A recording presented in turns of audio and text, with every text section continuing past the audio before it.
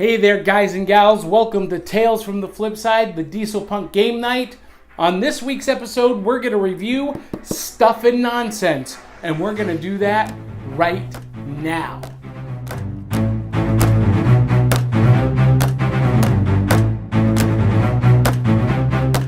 Hey there, guys and gals, all you hep cats, cool kittens, you diesel-powered disciples of cool. This is Tales from the Flip Side, our Dieselpunk game night, and I am your host, the artist also known as the King of Swing, the Tower of Power, Big Daddy Cool, Johnny Della Rocca. You can call me Johnny, and we're going to lay down a smoking groove so cool it'll make you flip your lid.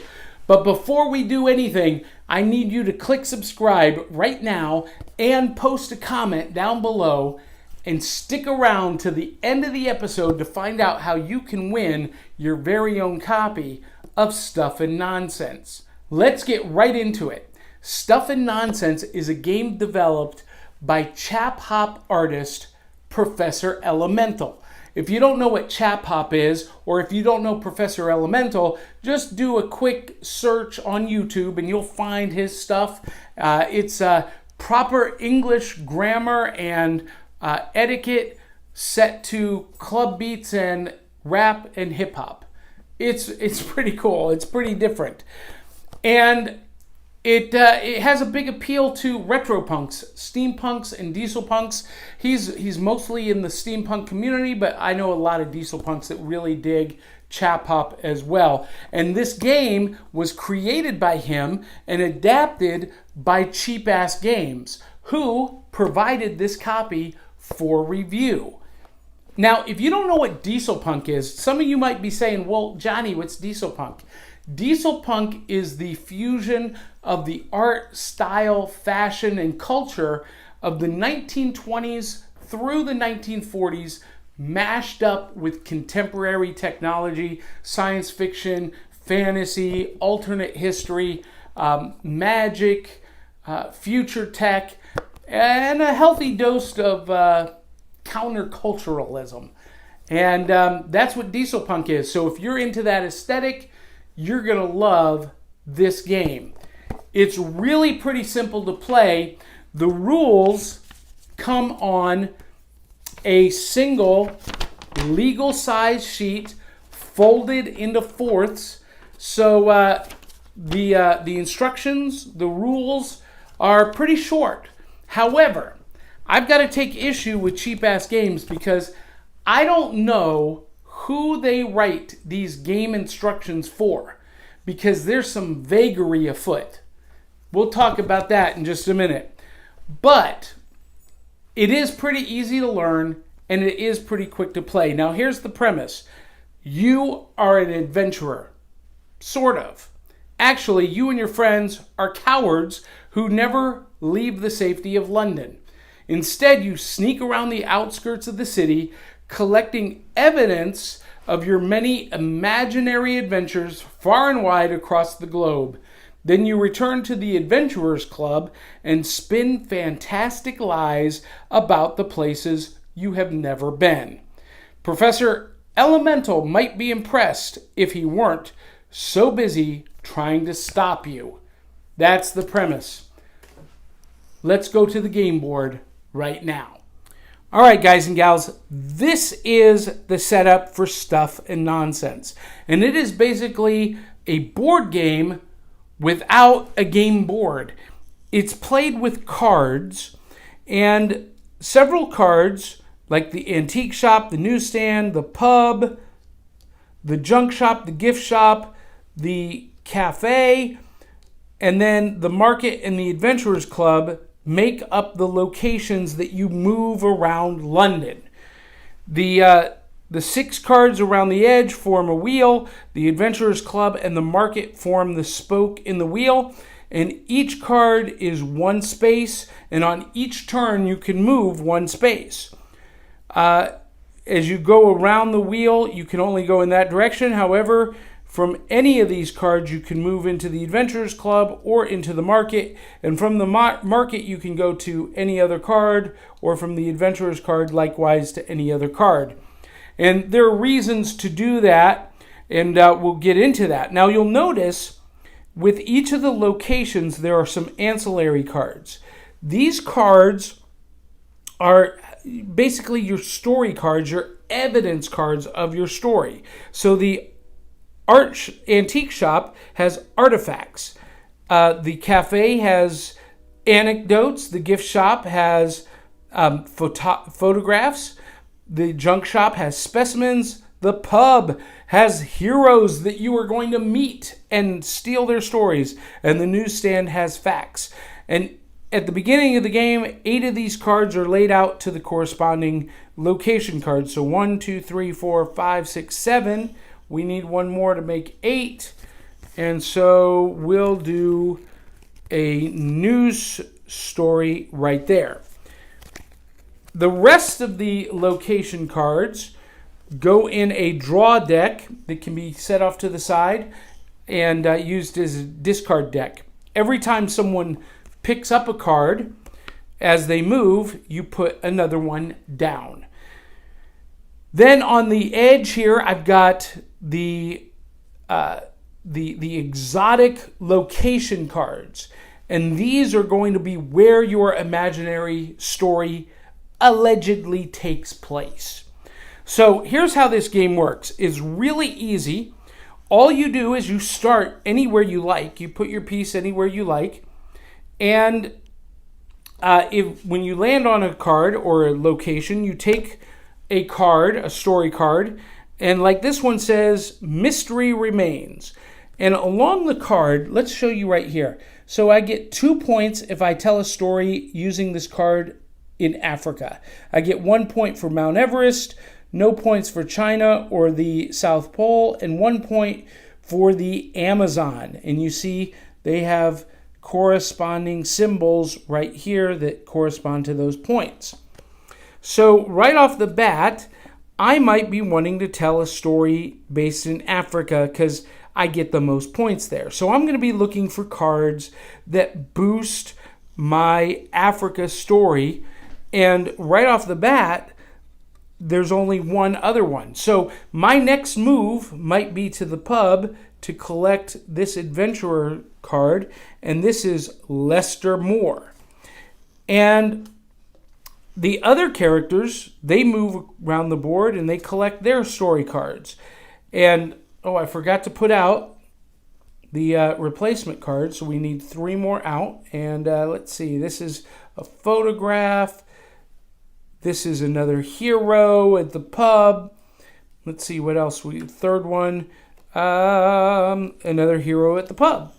Now, what's really great is in a minute, you're going to tell a story based on these cards.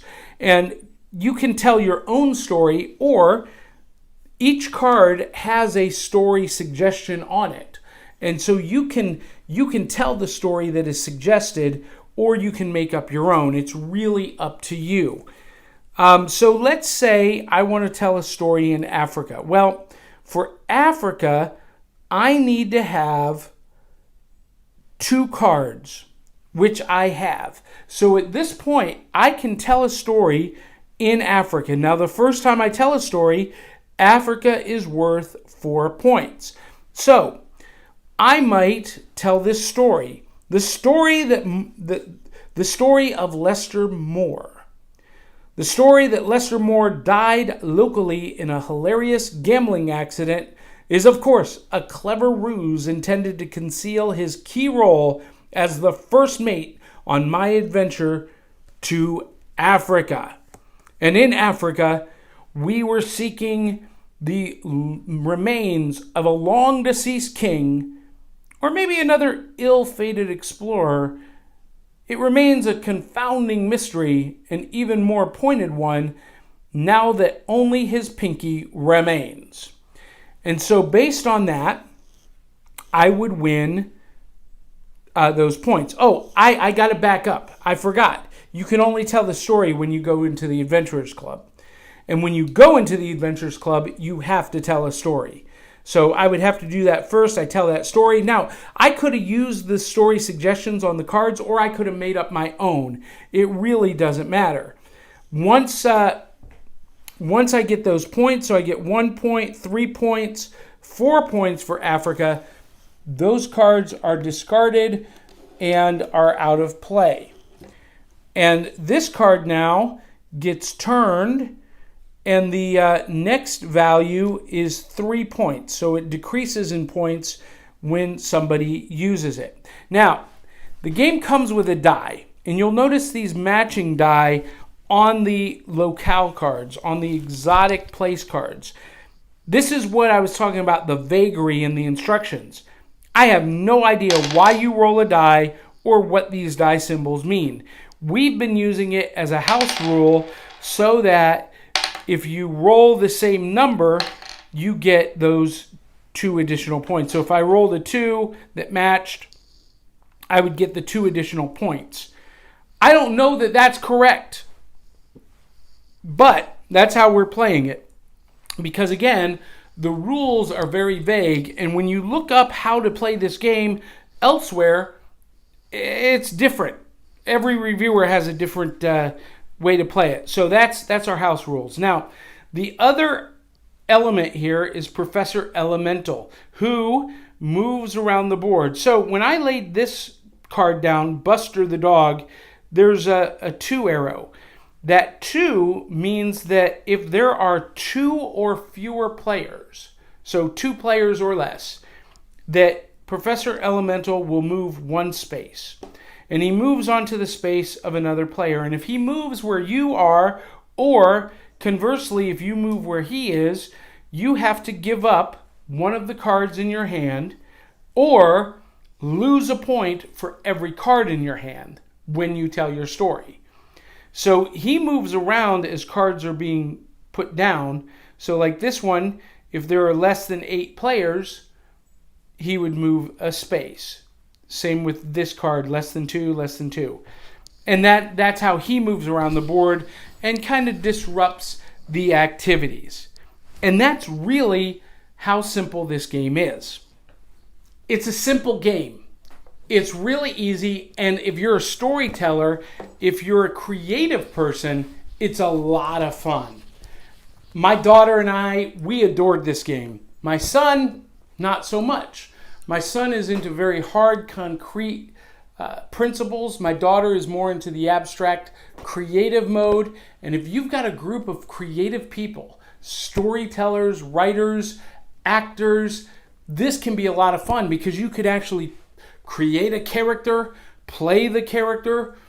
You know, I could be Professor Balthazar Bennett and tell my tale with a dripping accent that isn't quite British and isn't quite American or vaguely European. So you could have a lot of fun with this. And that's really where the fun comes in. It's simple enough to play, to move, to collect cards. And there is strategy because you want to collect the most, the cards to get the most points. The winner is the player with the most points. So 2 players, 80 points. 3 players is 60. 4 players is 50. 5 players or more, 40 points. The first one to get to those points wins. And you do it by telling the stories. That's really it. What's really nice is this small, compact box. It's just the card deck and the tokens. And you can take this literally anywhere you go. Throw it in a duffel bag, going on vacation or to a convention. Great game to play at Comic-Cons. For all of you steampunk or dieselpunks, it's a lot of fun. Now, why am I covering this on a Dieselpunk game night when it was created by someone from the steampunk community? Well, because the style is very much that transitional style between steam and diesel. It dances between the 2 styles. And it's going to appeal to anyone who's into that retro adventurer type of aesthetic. You Indiana Jones fans, you're gonna love this. You Sky Captain fans, this is up your alley, so to speak. So I highly recommend it, and check it out.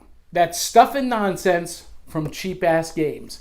Now, I told you to stick around to the very end to find out how to win your own copy. And before we get to that, I want to invite you to become a patron, a sponsor, an investor, if you will, at $1, $2, or $5 at patreon.com/BigDaddyCoolShows.